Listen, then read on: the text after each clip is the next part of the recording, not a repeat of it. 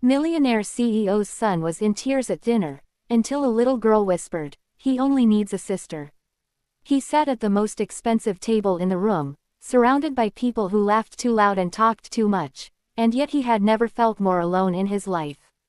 He was only 8 years old, and somewhere beneath the silk tie his father had insisted he wear, his little heart was quietly breaking. Nobody noticed. Nobody, that is, except for one little girl sitting 3 tables away, who put down her crayon, looked at her mother, and said something that would change everything. If stories like this one move you, stories about ordinary people doing extraordinary things, then you're in the right place. Welcome to Heartfelt Moments, the channel where we celebrate the power of human kindness, one story at a time. If this video touches your heart, please hit that subscribe button, give us a like, and drop a comment below telling us about a moment when kindness changed your life. Now, let's get into the story. His name was Carter Weston III. His father, Carter Weston II, was the kind of man whose name appeared on the covers of business magazines and whose face showed up on billboards across 3 states. The CEO of a logistics empire that employed over 40,000 people. A man who could close $1 million deal over breakfast and never spill a drop of coffee.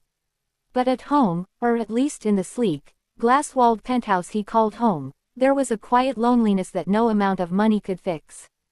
Carter's mother had passed away 2 years earlier, and since then, it had been just the two of them, a father learning how to grieve while pretending to be strong, and a little boy learning how to be invisible so he wouldn't cause trouble. That evening, Carter Sr. had brought his son to the annual charity gala held at the Grand Fairmont Hotel in downtown Chicago. It was a glittering event, chandeliers the size of small cars, women in floor-length gowns, and men in suits that cost more than most people's rent. Waiters floated through the crowd carrying silver trays. A string quartet played in the corner. Little Carter sat beside his father at the main table, dressed in his tiny suit and clip-on tie, quietly pushing a piece of salmon around his plate. His father was deep in conversation with a senator on his left and a hedge fund manager on his right. The adults talked over Carter's head, literally and figuratively. Nobody asked him how he was doing. Nobody passed him the bread rolls. Nobody even looked at him. At some point, the loneliness became too heavy to carry quietly. Carter's eyes filled with tears. He didn't want to cry. He knew his father didn't like scenes, so he pressed his lips together tight and stared down at the white tablecloth, willing himself to hold it together.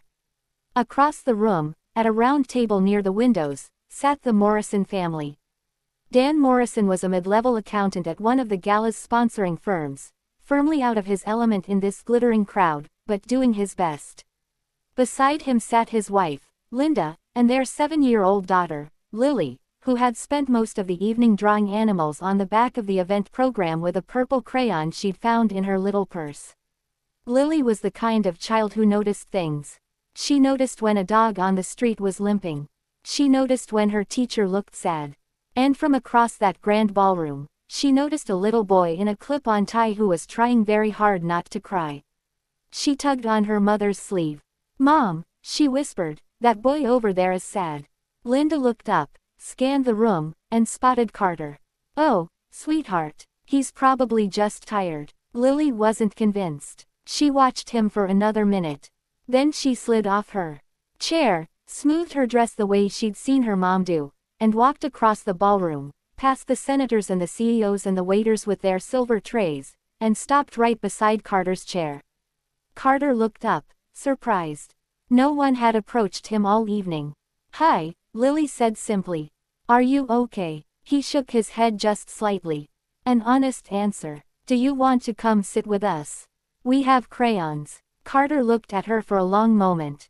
Then he looked at his father, who hadn't noticed he'd gone still.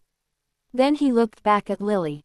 "Okay," he whispered. He followed her across the room and sat down at the Morrison table. Dan and Linda smiled warmly at him without making a big fuss, the way people do when they understand that a child needs to feel normal, not pitied. Lily handed him the purple crayon and slid the program toward him. "You can draw on mine," she said. "I'm doing animals. You can do the ocean." They drew together for almost an hour. Carter's shoulders slowly dropped away from his ears. The tight little line of his mouth softened. Once, he even laughed, a real laugh, surprised out of him, when Lily drew what was supposed to be an elephant but looked more like a potato with ears. When Carter Sr. finally looked over and realized his son was missing, he panicked for a split second before a waiter pointed him toward the table by the windows. He walked over and stopped short at what he saw. His son, his sad, quiet, well-behaved son, laughing and drawing beside a little girl he'd never met, while her parents smiled at him like he belonged there. Something cracked open in Carter Sr.'s chest that he hadn't even realized was sealed shut.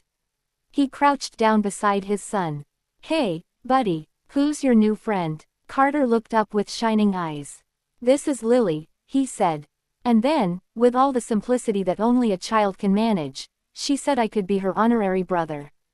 Later, as the Morrisons were putting on their coats to leave, Carter Sr. pressed his business card into Dan's hand. "I'd like to have you all over for dinner sometime," he said, his voice rough in a way the senator and the hedge fund manager had never heard. "If that's all right with your family." Dan smiled. "We'd like that very much." One little girl put down her crayon and walked across a ballroom. That's all it took. No grand gesture, no spotlight, just a child who noticed someone hurting, and decided that was reason enough to act. Kindness doesn't need wealth or power or the perfect moment. It just needs you to notice. And to move. Go be that little girl today. The world is full of people sitting alone at crowded tables, waiting for someone to offer them a purple crayon and a place to belong.